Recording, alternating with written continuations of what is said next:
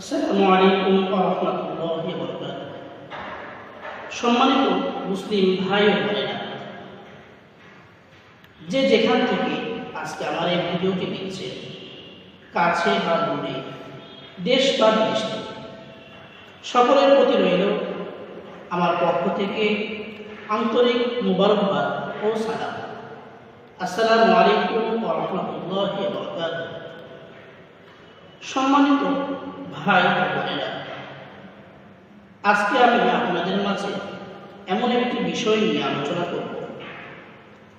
আমরা অনেকে আমাদের সন্তান হওয়ার জন্য অনেক দিনের এই দাম্পত্য জীবন নষ্ট হয়ে যাচ্ছে শুধু সন্তান না হওয়ার কারণে।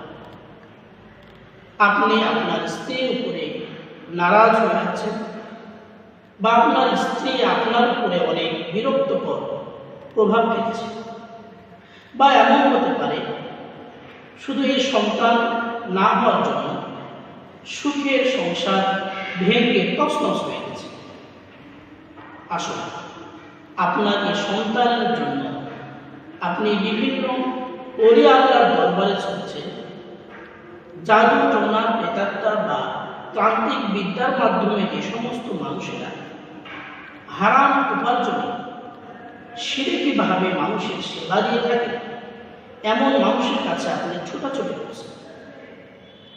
এখন আসুন, আপনার এই সমস্যার সমাধান আল্লাহ রাব্বুল আলামিন পবিত্র আল কোরআনের আয়াতের মাধ্যমে দিয়ে দিয়েছে। সে আয়াতটি আমরা জেনে নিই এবং আমাদের জীবনে এই সমস্যার সমাধান করে।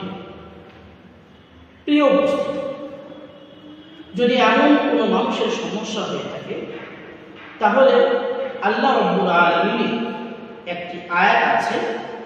এই আয়াতটা পড়ে স্বামী এবং স্ত্রী দুজনারই এই আমলটা করতে হবে।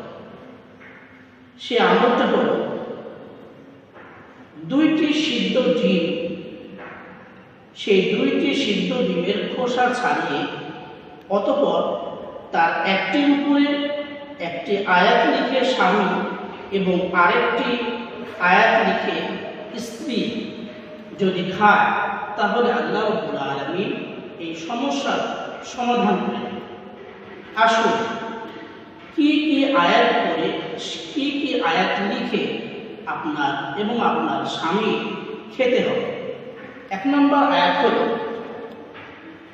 ওয়াস-সামাআ বানাইনাহা বিআইদিন ওয়া ইন্না লামুসিউন। এই আয়াতটি সিদ্ধ ডিমের খোসা ছাড়িয়ে সেই সিদ্ধ ডিমের উপরে লিখতে হবে।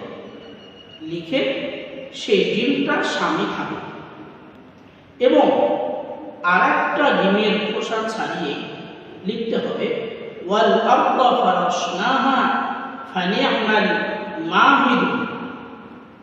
এই আয়াতটি আরেকটা ডিমের খোসা ছাড়িয়ে সেই ডিমের উপরে লিখে এভাবে ক্রমাগত 40 দিন স্বামী স্ত্রী উভয়ে এর আমল করলে এ সময়ের মধ্যে সহবাসও করতে থাকবে।